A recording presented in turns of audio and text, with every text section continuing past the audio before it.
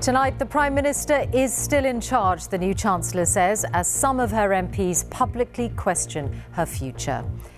Liz Truss and Jeremy Hunt met at Chequers today for talks on further changes to her mini-budget. He says voters don't want more turbulence.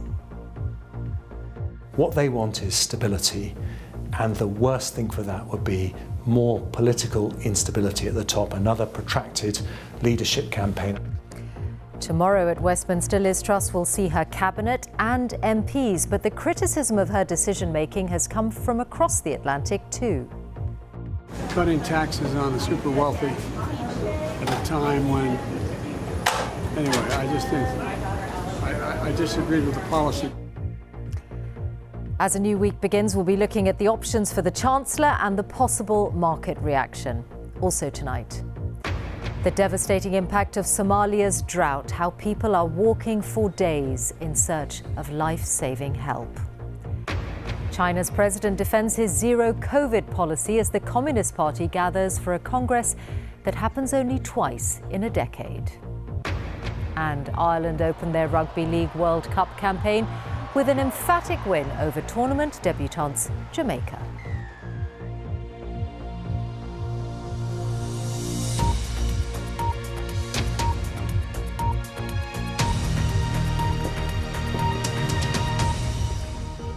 Good evening. The Prime Minister is in charge, her new Chancellor said today, 48 hours into the job and with the task of restoring market confidence in her economic plans. Jeremy Hunt has made clear that he will be looking at government spending as well as the tax cuts in the mini-budget. As he and Liz Truss met today, her position did not appear secure. Some of her MPs continued to criticise her and question whether she can remain in office. Here's our political correspondent, Ben Wright. Behind the gates of the Prime Minister's country retreat, Liz Truss met her Chancellor. Not unusual in normal times, but these are not. Jeremy Hunt has been sent in to urgently rewrite the government's economic strategy. So who has the power now? The Prime Minister's in charge, and I think it's important. Some Tory MPs think Liz Truss needs to go. Her Chancellor had this warning to his party. When I talk to my constituents in South West Surrey, what they want is stability, and the worst thing for that would be more political instability at the top, another protracted leadership campaign. I think that's the last thing that people really want to happen.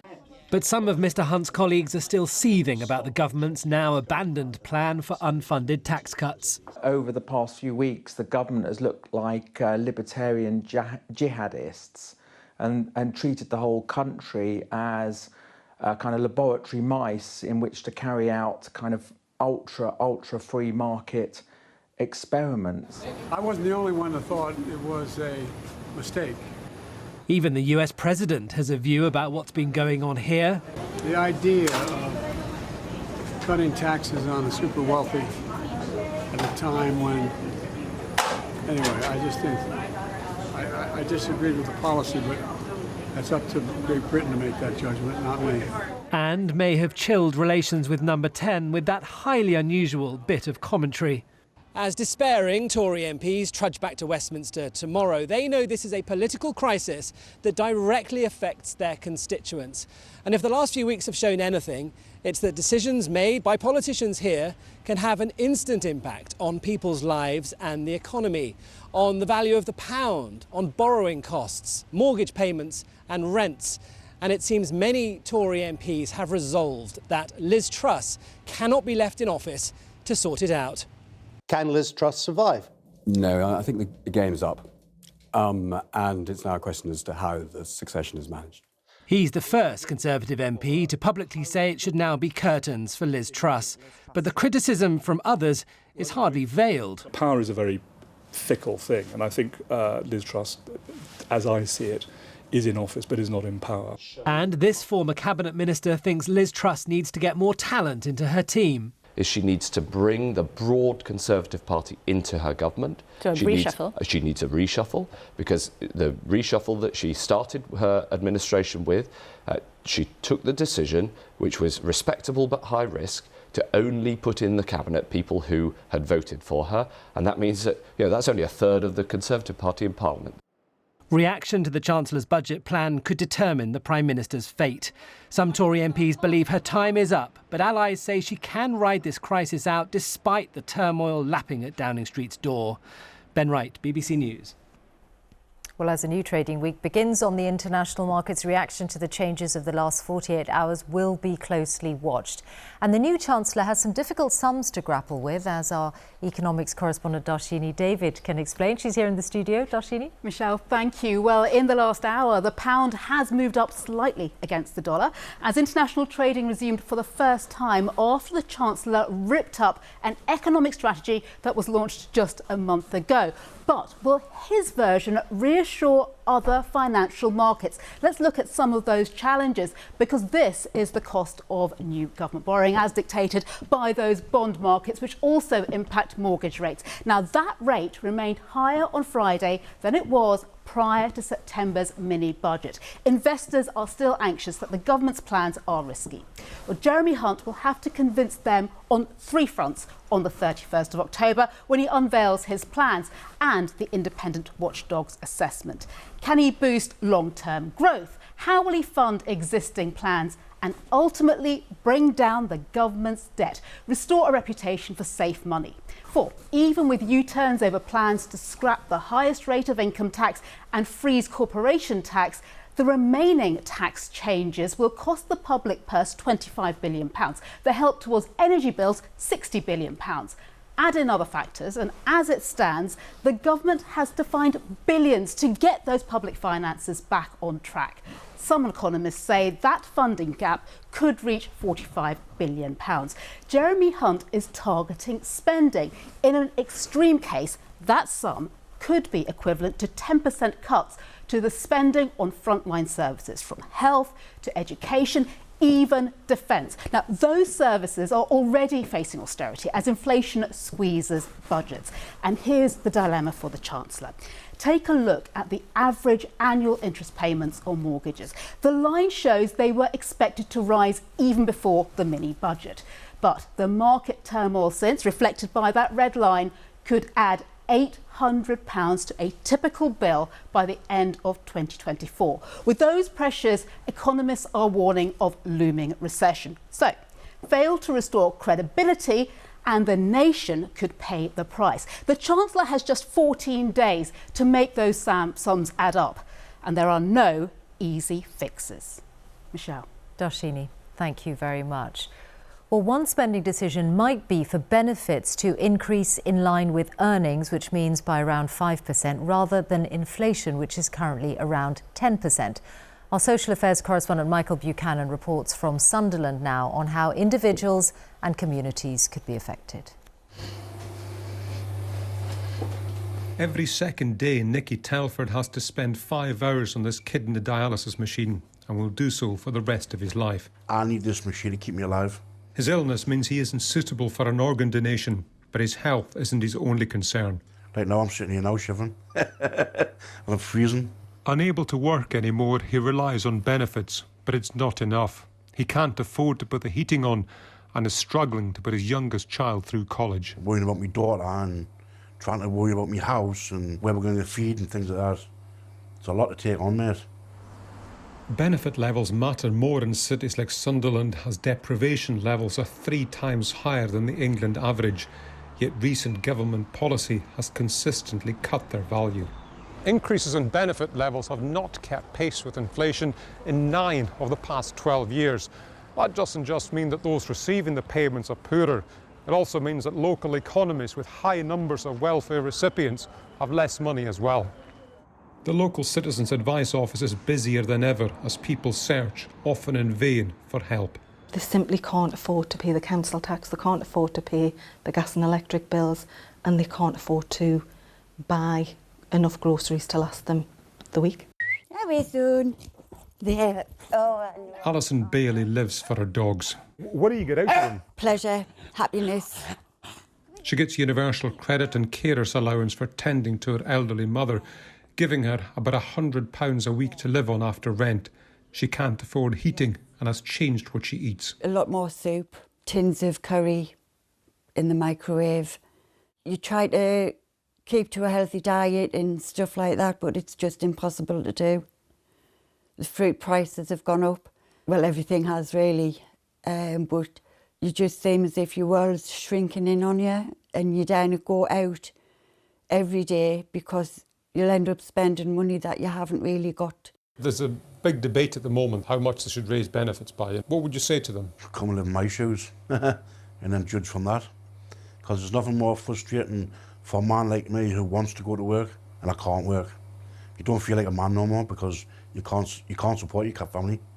Ministers say they're committed to helping the most vulnerable, but many of those most in need, however, feel left behind. Michael Buchanan, BBC News, Sunderland. Let's go back now to Ben Wright, our political correspondent, whose report you heard earlier and who is live in Downing Street tonight. Amid all these big questions on tax and spending, Ben, we had 3 of the Prime Minister's MPs call publicly today for her to resign. What is your sense tonight of her standing? Well, Michelle, once a Prime Minister's defining ideological purpose has been abandoned and their authority has been hammered, it's very hard to see them coming back from that. But Liz Truss will this week try and steady her premiership. Tomorrow evening she will host a reception for her cabinet to hear their views about what should go into the budget, while the Chancellor will hold a series of meetings with Conservative MPs all week. Liz Truss, of course, has replaced her Chancellor, and I think that does buy her a bit of space, but it hasn't staunched the criticism. And what we're hearing today are angry Conservative backbenchers going public. Privately, many Tory MPs are saying that now it's a question of when the Prime Minister's ejected from office, not if she's ejected from office. And behind the scenes in Westminster, and these will continue all week, there are discussions going on. You know, I don't think there is a great big master plan here. The situation is as chaotic as it seems. Some of the potential successors, like Rishi Sunak, are really keeping their heads down. It's a really fractured party, and nobody is sure how the end might come. Also, the spectacle of the Tory party once again changing their leader in office is a prospect that many Conservative MPs recoil from. However, Liz Truss must know at this stage the danger that her premiership is in. Ben, thank you very much. Ben Wright in Downing Street. And don't forget, there's much more analysis from our political team on BBC News Online. You'll find it at bbc.co.uk/news or by using the BBC News app. Let's bring you more now on what has been happening in Somalia, an extreme drought which our Africa correspondent Andrew Harding reported on 2 weeks ago. He's now returned to Somalia to see its impact in another part of the country. Now, Somalia has a long history of droughts, but climate change has made the intervals between them shorter, and the current one is the worst for 40 years. Let's show you what it looks like on this map, which uses data from a US aid group that monitors famine. The areas that you see marked in orange there are classed as being in crisis, and the red ones are classed as being one step worse, being in emergency conditions. And then there's an area which you can see marked in dark red on the map, and that is where a full-blown famine is projected to begin within weeks. The definition of that is where households have no food, children suffer acute malnutrition, and people die every day from starvation. Now, Andrew's report that you're about to see comes from a place called Dolo, and that's where people have been coming in search of life-saving help. A warning that you are likely to find parts of it difficult to watch. From the parched plains of southern Somalia, a weary exodus. These families have trekked for days across a hostile wilderness in search of food. Tens of thousands have made similar journeys in recent weeks, drawn to places like this. The crowded outskirts of Dolo, a border town where some help is at hand. The local hospital, funded by Britain since the last famine here back in 2011, is playing a vital role. The baby is really very severely malnourished. Okay. What was he suffering from? But Pamela Wasonga, a nutrition expert from neighbouring Kenya, is afraid of what lies ahead. Somalia needs help. Now? Now, yeah. And if it doesn't get it? Oh, we are headed for a catastrophe. This is serious. It's really going to get worse if nothing more comes in other than what's already there. Today, that catastrophe is already taking shape in the crowded stabilisation ward. As usual, it's the under-5s who act as the fragile sirens of famine. And today, a boy named Abdi Weli is fighting for his life. He's 2 years old, but weighs little more than a newborn baby. So he's been hungry for most of his life. His mother, Hawa, tells me Abdi Weli had a fever for weeks. The drought took everything from us, all our crops, our cattle, she says. There was nothing left for the boy to eat. Which is why they came here to Dolo. It took Abdi Weli and his family 9 days to walk to this camp. They had to beg for food on the way. It was Somalia's savage drought that forced them off their farm. But the real culprit here is man-made climate change. Almost no one here thinks they'll ever go back to their farms, to their old way of life. The next morning, we return to check up on Abdi Weli. But he's struggling. His body temperature has dropped sharply. Probably might be successful, I'm not very sure, but they're still trying to resuscitate. The doctors try to warm him with a foil blanket, but he's too weak to respond. His mother and grandmother watch silently. But there is no more to be done. And with a light touch on her shoulder, Hawa is told that it's over.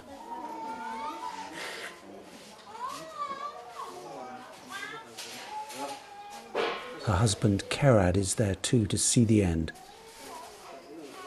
The number of children that we lost here this year, 2022, also increased. Yeah. It must take a toll on you and your staff to see that. Yeah, it normally takes a toll. Especially, it is so sad and painful when you witness something that can be prevented and can be corrected very easily. Within hours, Abdi Weli's father is already helping to dig a grave. There are brief prayers. And as the women watch from a distance, a 2-year-old's body is buried. It will not be the last here. Andrew Harding, BBC News in Dolo, Somalia. And Andrew joins us now live from Somalia's capital, Mogadishu. Andrew, you showed us the story of that one family and their grief, but you've seen the wider picture and the international response too. How would you describe it? Well, it's not enough, certainly not even halfway to meeting the needs, which are growing very fast here, Michelle.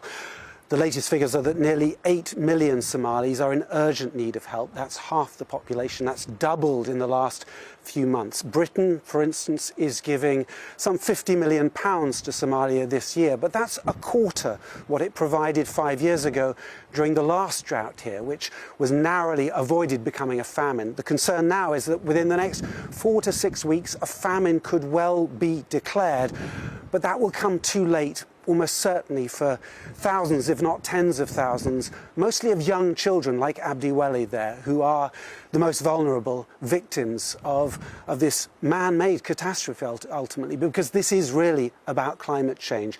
But it's also about conflict, and Somalia has been at war essentially for the past 30 years, and that's showing no sign of ending. Al-Shabaab, the Islamist militant group, still controls a lot of the countryside here. It's very influential and powerful and dangerous in the cities too, and it means that it's a very difficult country to help, very difficult to get access to about 1 million Somalis who are trapped in territory controlled by Al-Shabaab, and we really don't know what conditions they're in right now. Andrew, thank you. Our Africa correspondent Andrew Harding there, reporting tonight from Somalia. The authorities in Iran say 4 prisoners have died after a fire at Evin prison in Tehran, which holds hundreds of political prisoners as well as foreign detainees. 61 others were injured. Evin also holds some of those detained in the current wave of anti-government protests. Foreign governments, including the UK and the United States, have expressed concern. China's president has said there will be no change to the country's zero COVID policy, which has meant frequent lockdowns and economic disruption. Xi Jinping was speaking at the start of the Communist Party Congress, a gathering that only happens every 5 years. Stephen McDonnell reports from Beijing. Xi Jinping is on the brink of a historic third term in office, a move which will give him power not seen in decades. So at the Great Hall of the People, he was praising his government's performance, sounding strident, as he said the Communist Party would try to achieve peaceful reunification with the self-governing island of Taiwan, but warning that he wouldn't rule out seizing by force what he sees as part of his country's territory. We will never promise to renounce the use of force as an option.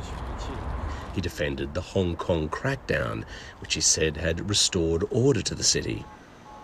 But what most Chinese people wanted to hear from him was whether COVID lockdowns and travel restrictions might be eased when the Congress finishes. The short answer, no. People's lives come first. We will not waver in our zero COVID policy. However, there was no acknowledgement of the pain this country has suffered as cities have shut down for months on end, nor of the rising youth unemployment as businesses close their doors. The epidemic has really hit the economy, and I was hoping to hear new policies to help people. If we could find a job, we wouldn't be studying for a master's degree right now. A few days ago, protest banners were hung off a Beijing bridge calling for Xi Jinping's removal. There's always increased security in the city when these big political meetings happen, but this time round, these bridges are being guarded round the clock. And seeing these guard stations is probably the closest most people come to engagement with the Congress.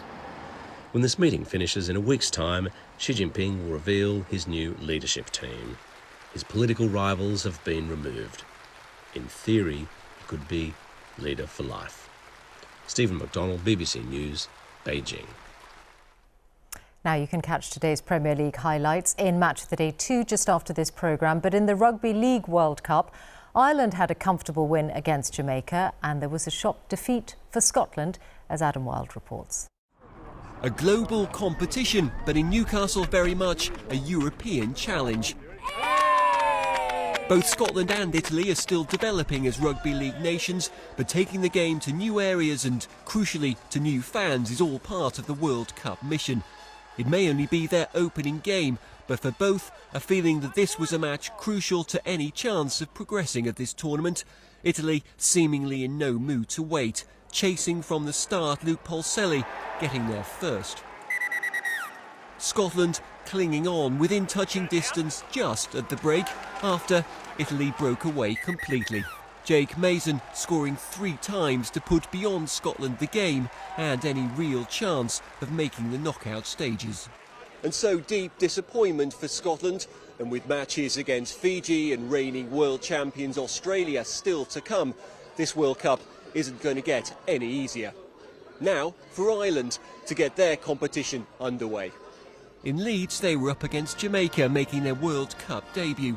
Another emerging nation in the international game. Ireland, though, offering them no warm welcome. 4 tries in the first half. This was an impressive, dominant display from an Ireland side, sending out a warning to others at this World Cup. 48 points to 2, the final score. As other nations continue to develop, Ireland appear now a real force in the global game. Adam Wilde, BBC News. And now let's look ahead to what the week's weather has in store with Nick Miller. Hello, Nick. Hi there. A decent day out there today. Things have changed this evening. The clear skies have brought us all of that sunshine today. Gone, clouded over, and rain is moving its way northwards. Rain and stronger winds too. So the last few hours of the rainfall picture indicating where it's heaviest, and particularly across parts of Northern Ireland at the moment. All down to this area of low pressure, which is actually taking the bulk of its rainfall through overnight, and behind it tomorrow still showers in Scotland, but for many places blustery and some of that sunshine again. The heaviest rain as the night goes on will move from Northern Ireland and through Scotland. Windiest in the west with gales around some of the coasts here. It's turning milder from the south as the night goes on, so a really mild feel, particularly across southern areas as the day begins tomorrow. With early rain clearing the far north of Scotland, then spreading through the Northern Isles, clearing from East Anglia and South East England as well. North Wales, Northern England, Northern Ireland, there'll be a few showers, not many left by the afternoon. They'll continue in Scotland, lengthy ones north of the central belt. For many in the afternoon though, dry, sunny spells, blustery for all. Stronger gusts than this, North Wales northwards 40 to 50 miles per hour. And temperatures, well, give or take a degree or so where they're going to be for the bulk of the week ahead. It will be chilly on Monday night, the coldest night of the week, a touch of frost in places as Tuesday begins. And away from the odd shower in the far northeast and southwest on Tuesday, a mini ridge of high pressure, a lot of fine, dry weather around on Tuesday. Then low pressure's coming back for the second half of the week, not sweeping through, actually just lingering down towards the southwest of us, feeding bands of rain or showers northwards at times that could be heavy and thundery, and the wind starts to pick up once again. You will notice though, with temperatures staying like this for the rest of the week, it's not going to feel like we're over halfway through autumn now. That's how it's looking this week, Michelle. Nick, thank you very much.